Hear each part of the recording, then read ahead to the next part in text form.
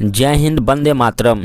आज हम लेके आए हैं यूक्लिड विभाजन एल्गोरिथम। यूक्लिड विभाजन एल्गोरिथम जो आपका क्लास 10th के चैप्टर 1 वास्तविक संख्या से लिया गया है। आज हम देखेंगे कि यूक्लिड विभाजन एल्गोरिथम है क्या और इसका क्या उपयोग है क्लास 10th में और इस चैप्टर में। तो आगे बढ़ते हैं और आगे बढ़ने से पहले यदि इस चैनल पे आप नए हैं तो इस चैनल को लाइक सब्सक्राइब जरूर कर दें। यहाँ पे देखिएगा, पहला है यूक्लिड विभाजन एल्गोरिथम। पहला क्या है?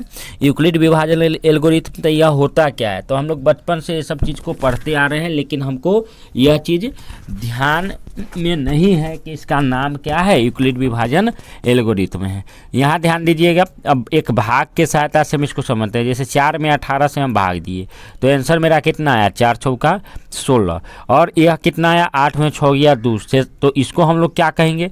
इसको हम लोग कहेंगे, इसको शेषफल कहेंगे। इसको क्या कहेंगे? शेषफल कहेंगे। शेषफल। इसको कहेंगे भागफल। भागफल। इसको कहेंगे भाज्य। इसको कहेंगे भाजक। तो एक फार्मूला हम पढ़े थे, यहाँ ध्यान दीजिएगा। भाज्य बराबर भाजक गुने भागफल जोड़ शेषफल। यह सिद्ध करने का फार्मूला था कि जब हम भाग बना लेते थे तो सिद्ध करते थे। तो इसी के जगह पे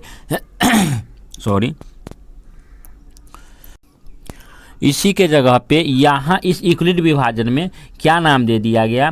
तो इसका नाम दे दिया गया ए, इसका नाम दे दिया गया बी, गुने इसका नाम दे दिया क्यू और गुने इसका नाम दे दिया गया आर। यानी कि ए बराबर बी क्यू प्लस आर। ए बराबर बी क्यू प्लस आर। अब इसको हम जांच करते हैं। तो जांच करते हैं तो ए, तो भाज्य को पहले रखेंगे। तो यहाँ पे ध्यान दीजिएगा, 18 को पहले रख दिए और क्या किए? भाजक। तो भाजक मेरा कितना है? 4 है। भाजक मेरा कितना है? 4 है। 4 गुने अब भागफल। तो 4 में कितना से गुना करे कि 18 के आसपास वह आ जाए? तो 4 में कितना से गुना कर रहे हैं? 4 से गुना कर रहे हैं। शेषफल कितना आ रहा है? 2 आ रहा है।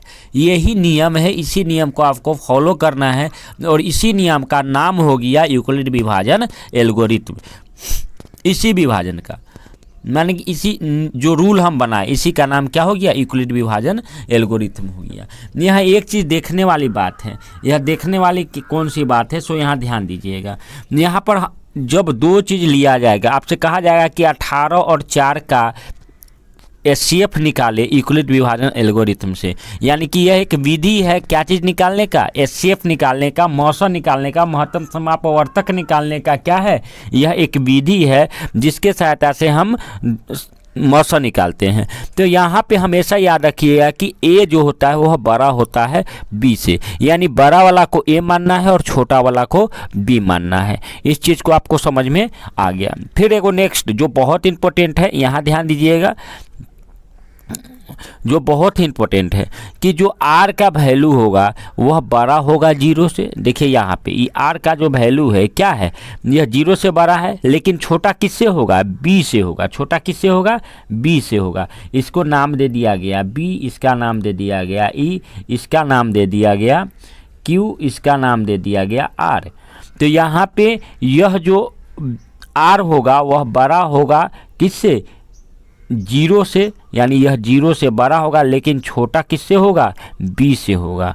अगर छोटा नहीं होगा बी से, अगर यहाँ 4 रहता या 4 से ज़्यादा रहता, यहाँ पे अगर 4 रहता या 4 से ज़्यादा रहता तो फिर पहाड़ा लगती। 4 चौका 16 या 4 तिहाई 12, 4 दूना 8, 4 इकाई 4। लेकिन यह क्या है? इससे यह छोटा है। इससे यह क्या है? छोटा है। इसलिए यह क्या हो गया? भाग नहीं लगा। तो यह सारा का सारा चीज़ आपको समझ में आ गया। नेक्स्ट चलते हैं और देखते हैं आगे। इसी चीज़ को हम लिख दिए हैं कि यह एक विधि है जिसके माध्यम से हम 2 या 2 से अधिक संख्या का मौसा ज्ञात करते हैं। इसका व्यापक रूप ए बराबर बी क्यू प्लस आर होता है। इसमें हम आपको समझाए हैं कि ए बराबर हमेशा ए बड़ा होगा हमेशा किससे? बी से। और आर जो होगा वह बड़ा तो होगा 0 से, लेकिन छोटा होगा बी से। यह 2 चीज़ इंपॉर्टेंट है। इस 2 चीज़ को आप लोग को ध्यान में रखना है। ए को क्या कहा गया है? भाज्य डिविडेंड कहा गया है। बी को भाजक डिविजर कहा गया। क्यू को भागफल क्वोशिएंट कहा गया। आर को शेषफल रिमाइंडर कहा गया है। तो ये सारा चीज़ आपको क्या रखना तो देखते हैं हम लोग आगे कि यूक्लिड विभाजन एल्गोरिथम से कैसे हम निकालते हैं किस चीज़ को। तो 12,576 और 4052 का मौसा कैसे ज्ञात करते हैं यूक्लिड विभाजन एल्गोरिथम से। आपके एग्जाम में लिखा हुआ रहेगा कि यूक्लिड विभाजन एल्गोरिथम के प्रयोग से या प्रयोग करके हमको क्या निकालिए, एचसीएफ निकालिए किसका, 12,576। इसके स्थान पर कोई दूसरा डिजिट हो सकता है, कोई दूसरा संख्या हो सकता है। तो देखिए पहले इसको समझने के पहले यहाँ हम समझेंगे, पहले भाग बनाएंगे। इस तरह से रफ कर लेंगे, कॉपी पेस्ट चिन्ह खींच देंगे और इसके राइट साइड में दाएं पक्ष में हम रफ करेंगे। कैसे करेंगे इसको थोड़ा ध्यान में देखिएगा। सबसे पहले 4052 हम जानते हैं कि बड़ा वाला यह 12,576 है, छोटा वाला 4052 है। तो हमेशा पहले भी बता चुके हैं कि जो बड़ा रहेगा उसको क्या मानेंगे, ए, और छोटा रहेगा उसको क्या मानेंगे, बी मानेंगे। हमेशा याद रखिएगा, जो बड़ा रहेगा उसको ए और छोटा रहेगा उसको बी मानेंगे। तो बड़ा वाला को ए मान लिए और छोटा वाला को बी मान लिए।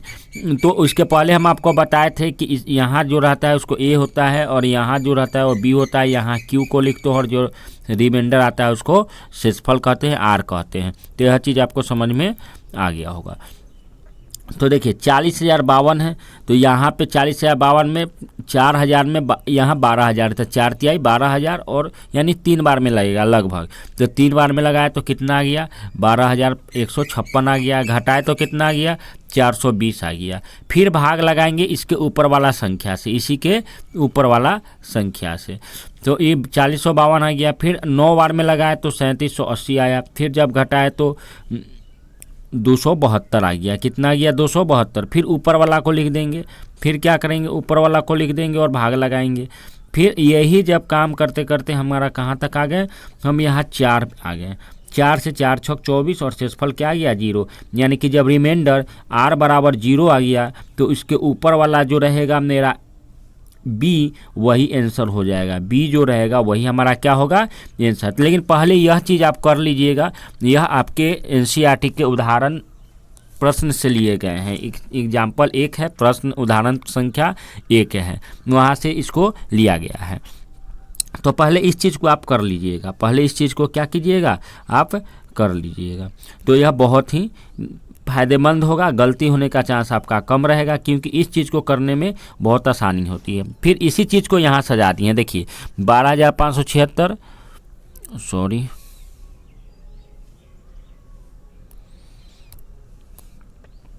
यहाँ ध्यान दीजिएगा, 12,576 में कितना से इसको क्या मान लिए, हम फार्मूला क्या पढ़े थे, ए बराबर बी क्यू प्लस आर। तो ए के यहाँ पर ए का मान, बी के यहाँ पर बी का मान रख दिए। अब इस बी में कितना से गुना करें, क्यू भागफल होता है, कितना से गुना करें कि या तो यह पूरा का पूरा हमको प्राप्त हो जाए या नहीं तो इससे छोटा है, लेकिन नज़दीक वाला छोटा है। जैसे हम भाग बनाते हैं, 2 कॉपी यहाँ है, यहाँ देखिए भाग का तरीका यह है, इसको लिखने का तरीका सिर्फ चेंज हुआ है, पूरा का पूरा नियम वही है। तो यहाँ पे भाग किए 3 से, तो आ गया आपका 3 से जब भाग करेंगे 420 जब जोड़ेंगे इसमें, तो यहाँ हमको यह चीज़ प्राप्त हो जाएगा। फिर अब यहाँ ध्यान दीजिएगा, यहाँ ध्यान दीजिएगा। अब इस चीज़ को यहाँ ले आए और यहाँ शेषफल जो होगा आर जो होगा, यहाँ ध्यान दीजिएगा, ए जो होगा वह कन्वर्ट होगा बी में और बी जो होगा कन्वर्ट होगा ए में और आर जो है वह कन्वर्ट होगा बी में। यह चीज़ को आप ध्यान में रखिएगा, यानी कि बी जो है ए में कन्वर्ट हो जाएगा, बी जो है क्या चीज़ में कन्वर्ट हो जाएगा, ए में, और आर जो है कन्वर्ट हो जाएगा बी में, यानी कि आर को बी बना देंगे। तो देखिए यहाँ ये आर था और यहाँ यह क्या हो गया, बी हो गया। तो इस चीज़ को आप 1-2 बार बना लीजिएगा, आपको एकदम अच्छे से समझ में आ जाएगा। इस वीडियो को 1-2 बार देख लीजिएगा, अच्छे से समझ में आ जाएगा। देखिए यहाँ ये क्या था, मेरा बी था, तो यहाँ क्या बन गया, ए बन गया, और यहाँ ये आर था तो क्या बन गया, बी बन गया। बस यही काम सब में करना है, और यही जब काम हम करके आगे बढ़ेंगे तो हमको सारा का सारा चीज़ समझ में आ जाएगा। तो देखते हैं, 420 में 9 से गुना किए, देखिए 420 में 9 से गुना किए तो हमारा शेषफल कितना है 272, तो शेषफल कितना आया 272। फिर देखिए यह मेरा बी था तो क्या बन गया ए बन गया, और मेरा आर था वो क्या बन गया बी बन गया। अब 272 यहाँ देखिए 272 में एक से भाग देंगे, एक बार गुना पड़ेंगे तो एक बार में इतना 272 आ गया, घटा के 148 आया, घटा के कितना आ गया 148 आ गया। फिर 148 बी बन गया, फिर इसी तरह से 124 आ गया और 24 आ गया, लास्ट में 4 आ गया, तो 4 गुने 6 प्लस 0 तो हमारा आ गया रिमाइंडर 0।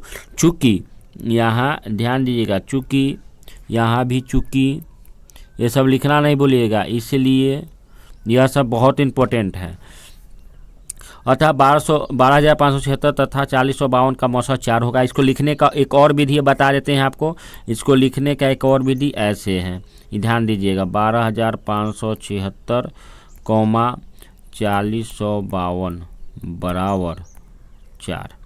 ऐसे भी हम क्या कर सकते हैं लिख सकते हैं। एसटीएफ के जगह पर आप 900 भी लिख सकते हैं हिंदी में। तो इस तरह से आपको यह क्वेश्चन बन के रेडी हो गया। यानी कि यहाँ पे आपने क्या देखा कि पहले हम भाग की तरह इसको बना लेंगे, फिर इसको दूसरे रूप में हम क्या करेंगे सजा देंगे। बस यही काम करना है और कुछ नहीं करना है। तो उम्मीद करते हैं यह वीडियो आपको अच्छी लगी होगी, अच्छे से समझ में आया होगा। एक लाइक ज़रूर कर दीजिएगा और एक रिक्वेस्ट है कि इस चैनल को सब्सक्राइब ज़रूर कर दीजिएगा।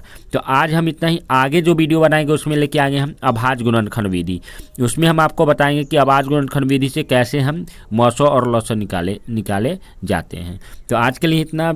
आपने यह वीडियो देखा इसके लिए आप लोग को बहुत बहुत धन्यवाद।